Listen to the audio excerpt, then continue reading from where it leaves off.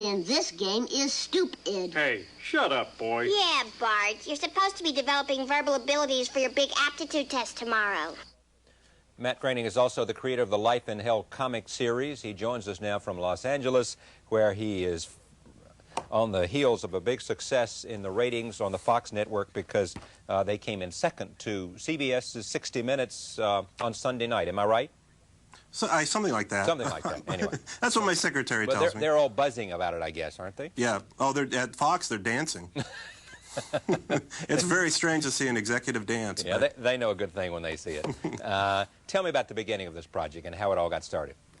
Several years ago, a woman named Polly Platt, who did the art direction on the movie Terms of Endearment, gave the director of that movie, James L. Brooks, a piece of my original cartoon art for my comic strip. And he hung it on his wall, and I guess a few years later it reminded him to give me a call when the Tracy Ullman Show was being put together.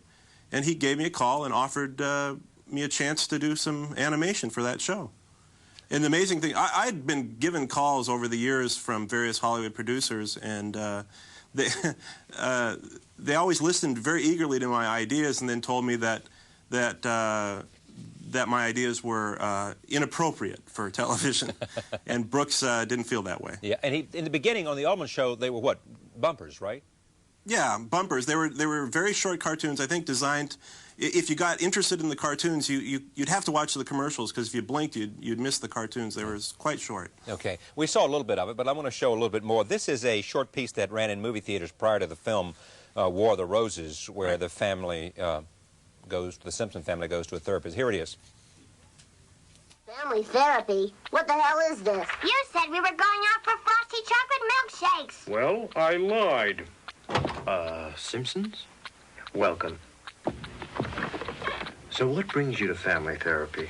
Well, Doc, it's like this. They're all driving me crazy. I don't know what to do. Not my Lisa was fault. an orphan. Lisa! Oh, boy, mints. Go ahead, take one. We never laugh anymore, Doc. You can say that again. When Homer's right, he's right. For once, the old man's correct to Rooney. Shut up! I'm sensing some deep-seated hostility here. Why don't we all take a deep cleansing breath?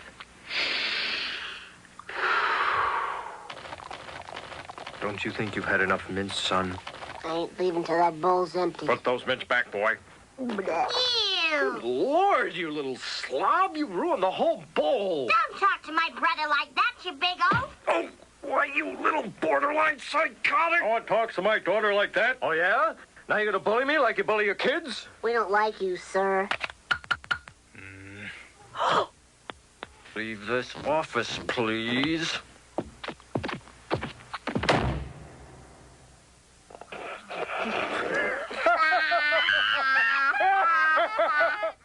What a lovely family that is. Oh, thank you. I think that is a compliment. Now, you name these people after your own children? Well... Except for Bart. There's no Bart. After members of my family. After members of my family. I thought, at the time of the Tracy Ullman Show, I thought it would be a very funny inside joke, doing these little cartoons, to name them after members of my family. My family is not as ugly as that. They're not as stupid. They're not quite as angry. Right. My father's named Homer. Right. To make it up to him, I also named my son Homer. And you also, you said, as you just said, you said that the Simpsons are stupid and funny, and your family's smart and funny. Yeah, that's right. Yeah, actually, I have another brother and sister who I have not humiliated by naming naming cartoon characters after them, and I don't know who's more offended. Yeah, that's what I was going to ask you. Are they pleased or are they upset about that? No, they're extremely pleased. I mean, it's not my family. Although I do remember my little sister, whenever my parents said something, ordered me to do something, one of my younger sisters would pipe in, "Yeah, Matt." So that part is autobiographical. I have in front of me Childhood is Hell and Akbar and Jeff's Guide to Life, a cartoon book and a cartoon book. Why didn't you use these characters? Well, Fox back in 1977, I guess, made Star Wars, and George Lucas asked for the merchandising rights, and he said, "Fine, go ahead." And they swore they'd never make that mistake again. So I don't own The Simpsons. I just helped put them together. But I do own my little Life in Hell characters. And I don't think that Life in Hell, when I was talking before about Hollywood producers being displeased with the kinds of ideas I was coming up with, when they'd call me into their office, they'd always call me into their office and say, "What kind of animation would you like to do?" And I'd say, "Oh, well, I'd like to do something with the wit and the verve and liveliness of the old Jay Ward cartoons, Rocky and Bullwinkle and that kind of thing." That was fairly simple animation, but the voices were great and the music was great and the writing was great. And they'd always say, "We're trying to appeal to the 3 to 5-year-olds, Matt." And I say, "But I draw a comic strip called Life in Hell. Why are you talking to me?" So that's where the meetings ended, except with James L. Brooks. Yeah. But have you always dreamed of having a television show? Yes. Yes. I mean, from the time I was a little kid, I think almost everybody out there in TV land says, "Boy, if I had my show, I'd do better." Yeah. Well, not better. I'd do it different. Yeah, I know. There must be millions of people saying that, you know, and it makes all of us say, they're probably right. Let me take a look. There's another clip here which I want to see, which is also from The Simpsons. And here Bart confesses to his dad that he is not a genius. Take a look. Dad, I gotta tell you something. Hope you won't be too mad. What is it, son? I'm not a genius, Dad. What? I cheated on the intelligence test. I'm sorry. But I just want to say that the past few weeks have been great. Me and you have done stuff together. You've helped me out with things, and we're closer than we've ever been. I love you, Dad. And I think if something can bring us that close, it can't possibly be bad. Why, you little... Uh-oh. What's going on up there? I think Bart's stupid again, Mom. This is great. We'll take a break. Be right back. Stay with us. Night Watch continues from Washington.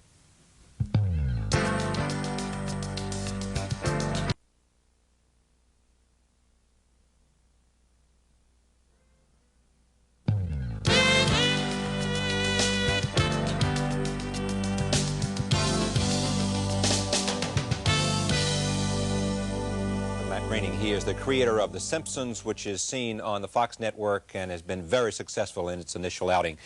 Why does it work? Because the writing is obviously terrific, and you are backed up by a lot of very talented people. But it's also the cartoon. I mean, the characters, they look, and when it comes out of their mouth, it has a little something special. Well, most cartoons that you see on television are in my opinion, fairly hacked out. Yeah. And this is really a project that's very carefully done. You have writers that are not from the world of Saturday morning TV, which I think probably in television writing has got to be the most demoralized group of people there are, just because of the sad state of the history of Saturday morning animation. If you have any kind of creative aspirations, I think animation and television is about the last place you'd choose. And with this show, their writers come from some of the best live-action situation comedies done.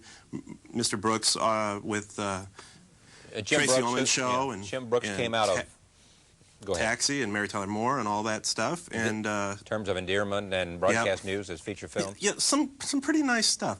And by very careful writing and with animation, which is limited in budget, but makes the most, I think, of its limitations, I think we got something really good. Also, I got to say that I think the actors are terrific. And we've used some cartoon actors, cartoon voiceover actors in some stuff, and they can't believe how long we take and how many takes we do on this show, but we do it very, very meticulously. Yeah. And I think that shows in the final result. Yeah, it sounds like that old maxim. If it sounds like I'm proud, I am. I think it's I'm really happy with this. You ought to be, but you know what it also sounds like? It's like sort of, how did you create it and what makes this work? And what you're saying is that we worked hard to make it work, and you know, and we brought to it not only experience, but energy and dedication and commitment and lots of hours. It is different and it's better because we worked at making it different and better. Well, there's a grammar of cartoons. Everybody's used to the and knows the great Warner Brothers cartoons and the great Disney stuff, and we're not able to do that kind of animation. And so what we do is we make use of the fact that we're not going to do as many drawings. The backgrounds are not going to be as elaborate. It's not going to be giant glistening droplets of water dripping out of buckets and all that kind of Disney stuff. But we do economize where we can and conserve energy and then blast out where it works. It's all seen from a child's point of view, from the kid's point of view? Well, The point of view shifts a little bit, but yeah, I think in general we side with the kids a little bit more than you might expect. Yeah. Do you have a backlog of these, or do you do it one a week? It takes about 6 months to do an entire episode. However, this weekend's episode we are still working on. 6 months? They're all in the works. 6 months to do an entire episode in terms of having the script begin and then... From the beginning of the script to the final show is about 6 months. Wow. And how many will you do a season? 13? We've done, we're working on 13, and then we're putting together another 22. Yeah. And what spins out of this?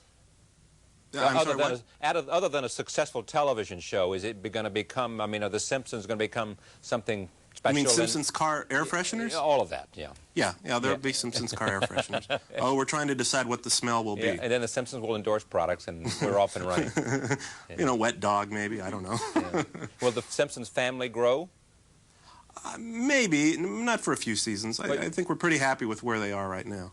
You know, one of the great things about this is live action video and film is a recording of reality. It's sometimes very distorted, but it's still a recording of reality. And the wonderful thing about animation is that it's an illusion. It's a magic trick. There is no corresponding reality to the thing that you see on the screen. And for me, it's like a dream. Because I've been a cartoonist for about 10 years, drawing two-dimensional, crudely drawn figures with big eyes and big overbites. And now to see those creatures move it's like a dream. And when someone characterizes your point of view as subversive, well, I mean, I maybe will. You know what I found out? What I didn't realize is that because people videotape shows these days, a line that we will use one time in a show can become a catchphrase. Yeah. So after we did our Simpsons Christmas special, we didn't create the parody lyrics of Jingle Bells, but we did popularize them, and around the country we understood that kids were singing Jingle Bells, Batman Smells, Robin Laid an Egg. I don't know if you remember that, but that's a play yard favorite. When you were, well, think about how would you characterize the point of view? If not subversive, what? Cynical? Well, subversive is not for me to decide. Yeah. That's for, you know, yeah, maybe there's a little bit of subversion in there. I don't know. But well, then characterize the family. You know, I mean, I'm smiling. You know. Yeah. So, and we're laughing. How could I be subversive? We're laughing with you. Yes. But characterize it not for on me. What? Characterize it for never on you. Characterize it for you. I mean, well, the Simpsons are a family that what? They're a family that loves each other and drives each other crazy. Because it's animation, we can do some more exaggerated things, which would be just merely appalling in live action. They can strangle each other from time to time. They're the all-American dysfunctional family, and yet they're funny. I mean, it could be kind of horrifying, and I suppose some people would be horrified by this stuff, but we find it very amusing. Yeah. Help me understand this, and I'm not quite sure I get it. I know Jim Brooks, and who is the other writer that's right? The other executive producer is Sam Simon. Sam Simon. From Cheers and Tracy Ullman Show. Are they equally have paternity over this? In a sense? Yeah, it's very much a collaborative effort. It's they are definitely in on the development of the show, along with a small staff of dedicated writers and extremely dedicated animators. It's one of the fun things about this, and the reason I feel like I get to brag so much is my other life as a print cartoonist is something that I just do in my garage at home, and it never sees the light of day until it lands on a newspaper editor's desk. And I'll take full credit and full blame for whatever the result is. But with this show, it's a collaborative effort for just, you know, lots and lots of people. And so when I'm bragging, I'm not bragging about my contribution, but all theirs too. When when someone says to me, find me a happy man, you know, who has found in his dreams fulfilled, who is doing what he aspired to do when he was growing up and when he was in college, who is in love with his work, who can't wait to go to work, who feels enormous pride about his creation, should I use you as witness, as Exhibit 1? Well, that's pretty close. On the other hand, it hit me last night when I was drawing at about midnight on Life in Hell, because I do that. That's my moonlighting job now. That maybe The Simpsons is my moment of glory. and maybe it's going to be haunting me for the rest of my life. I hope I can do some other stuff besides The Simpsons. As much as I love it, I hope there's more in store. I'm sure there is, and I thank you for joining us. Thank you. Matt Groening from L.A. Night Watch continues. Back in a moment.